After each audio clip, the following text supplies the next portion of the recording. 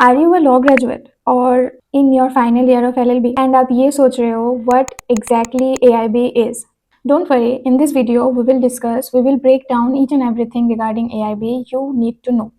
The eligibility, the syllabus, the exam pattern, even how to get your COP, मतलब certificate of practice.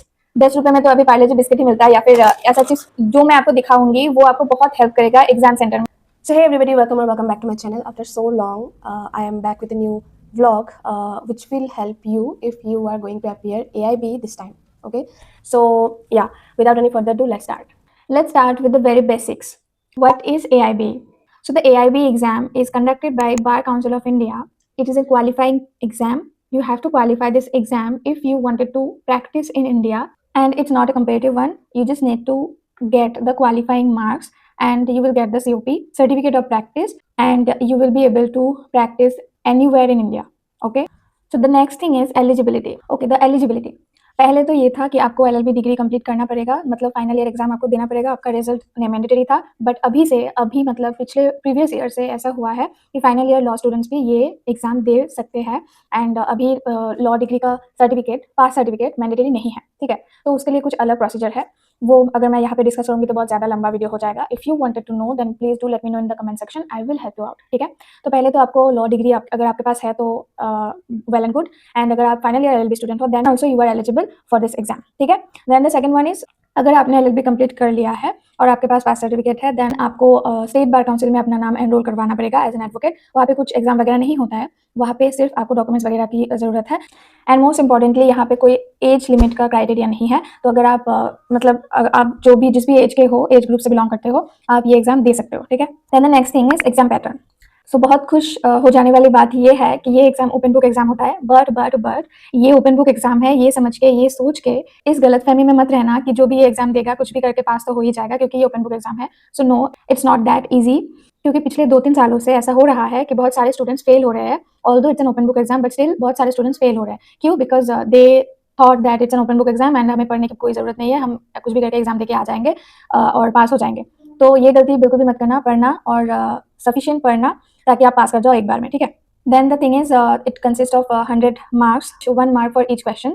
Duration is 3 hours. There is no negative marking. Minimum passing mark for general caste is 45 out of 100 and 35 out of 100 for SC and ST. This is an offline mode exam and like the paper pen based exam.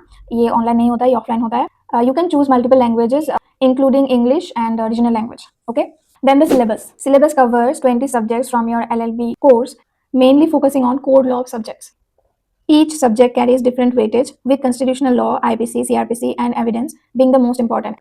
और अभी तो नए law भी included है, मतलब कि आपको old criminal law and new criminal law दोनों ही पढ़ना पड़ेगा एंड ये दोनों ही पेपर एग्जाम में आता है। So the last but not the list, COP मतलब कि सर्टिफिकेट ऑफ प्रैक्टिस, जिसके लिए आप ये एग्जाम देने वाले हो, ठीक है। Once you pass AIB you will receive your COP from the bar council of India, जो कि भेज देते हैं आपके स्टेट के बार काउंसिल में, ठीक है। क्योंकि बार काउंसिल ऑफ इंडिया का मेन ब्रांच में जाके you can not receive the COP, तो इसी वजह से वो लोग भेज देते हैं आपके स्टेट बार काउंसिल में, वो भेज देंगे, ठीक है। तो वहाँ पे जाके आपको रिसीव करना पड़ेगा।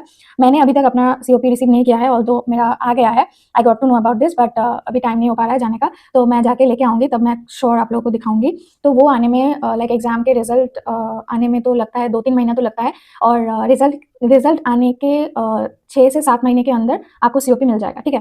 तो वो मिल जाने के बाद आप इंडिया में किसी भी स्टेट में जाके प्रैक्टिस कर सकते हो, ठीक है। So this is the whole thing, like the syllabus, exam pattern and what actually AIB is, मैंने डिस्क्राइब कर दिया समरीली, ठीक है।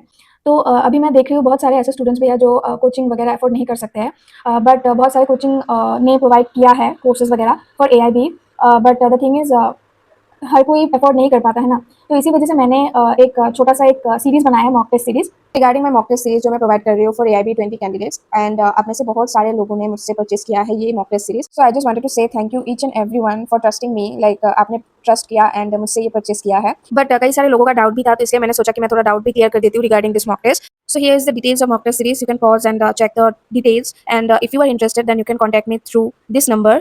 Get the mock test series at very reasonable price, very reasonable price. And most important thing जो कि आपको कहीं पे भी नहीं मिलेगा आई थिंक, और मैंने भी ढूंढा था बट मुझे नहीं मिला था, एंड जो मैं आपको दिखाऊंगी वो आपको बहुत हेल्प करेगा एग्जाम सेंटर में, क्योंकि इसका नॉलेज हर एक के पास नहीं होता है और हर कोई एग्जाम में जाके यही गलती करके आता है, क्योंकि मैंने भी देखा था मेरे एग्जाम सेंटर में, मेरे रूम पे एक लड़की ने ऐसा गलती किया था, जो कि है ये OMR। ये OMR में आपको एग्जाम देना पड़ेगा। तो अभी आप ये सोच रहे होंगे कि मुझे ये आंसर शीट कहाँ से मिला, बिकॉज मैंने तो ऑलरेडी एग्जाम दे दिया है और मुझे रिजल्ट भी मिल गया है, मैं पास भी हो गई, बट स्टिल मुझे आंसर शीट कहाँ से मिला, ये तो सबमिट किया हुआ था मैंने।